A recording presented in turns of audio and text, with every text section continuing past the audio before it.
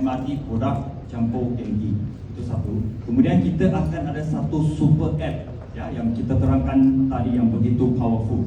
Kamu rasa tak dengan support produk yang begitu bagus, app yang begitu bagus, ramai orang akan join kita?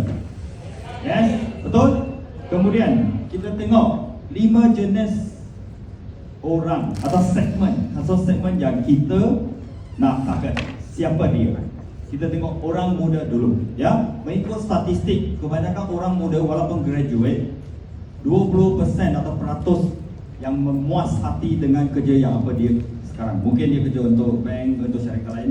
20% yang rasa puas hati. 80% tidak puas hati, not happy. Mengapa? Sebab orang muda sekarang semua nak jadi bos. Tak nak kerja orang, untuk orang. Sebab kerja untuk orang kena tengok muka bos, betul tak? Bos marah ke pressure tekanan tak nak. Semua nak jadi bos sendiri kat rumah. Mengapa? Sebab ibu bapa yang akan jaga, bagi pocket money. Ini orang muda sekarang, bukan saja kat Malaysia, Taiwan, negara lain-lain, semua sama. Ya. Bayangkan sekarang kita ada satu berita bagus untuk ibu bapa, untuk orang muda. Melalui Genki, ya, bila dia invest, kita akan train, buat latihan untuk dia, bagi dia mendapat skill.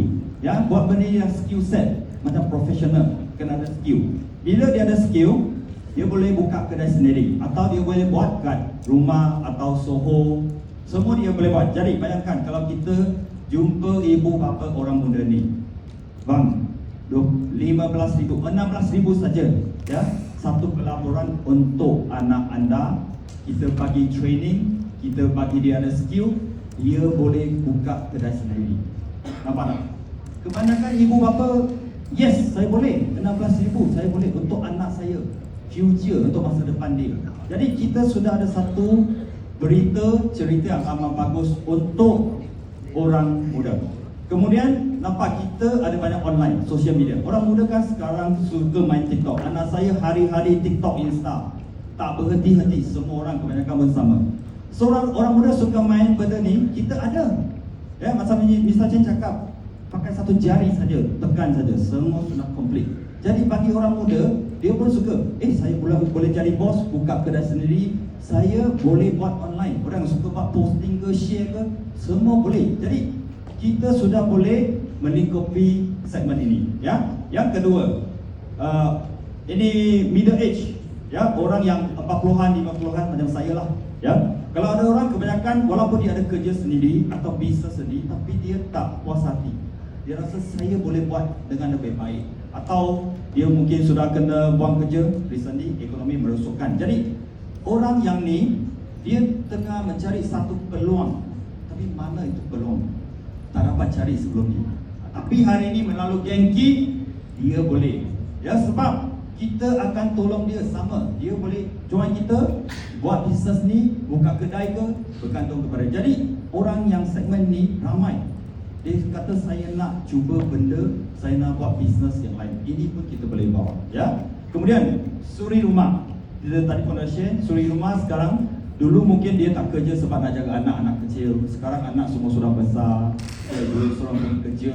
Jadi ramai suri rumah sendiri kat rumah. Dia sepi. Dia ada banyak masa luang, tak tahu nak buat apa.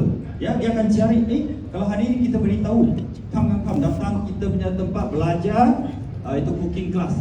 Mesti dia datang, saya tak ada masa, banyak masa tak tahu nak buat apa. Okeylah, jomlah ikut kawan lagi.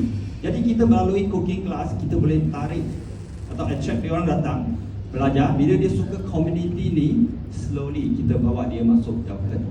Ya.